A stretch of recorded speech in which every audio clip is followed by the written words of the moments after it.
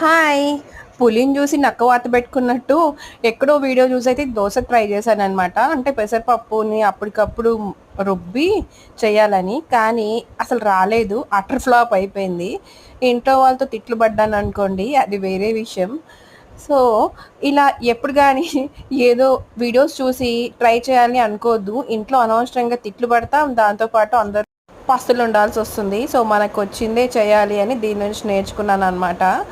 So, ఈరోజు topic వచ్చినట్టయితే, ఇప్పుడు అఘోరి విషయం అఘోరి ఇంకా అమ్మాయి అయితే వెళ్ళిపోయారు. మళ్ళీ వచ్చింది. ఇప్పుడు ఏదో న్యూస్ ఛానల్‌లో చూసింది ఏంటంటే, ఆ అమ్మాయికి జాబ్ వచ్చిందని, జాబ్ ఇచ్చారు, ఇంకేదో ఇచ్చారు అని చెప్పేసి.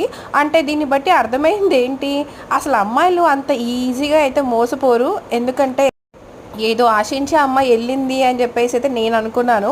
సో, ఆ విధంగానే జరిగింది కదా! ఒకళ్ళు నిజంగానే ప్రేమిస్తే అంత తొందరగా మనసు మారదు కదా! సో, ఇది ఒక్కసారి ఆలోచించాలి. మనం అనవసరంగా బ్లైండ్‌గా అందరిని నమ్మేసి అయ్యో! అయ్యో! అయ్యో! అన్నాం. కానీ లాస్ట్‌కి ఏమైంది? మనమే ఎర్రిపప్పలమయ్యాం. ప్రతిసారి మనమే ఎర్రిపప్పలం అవుతాం.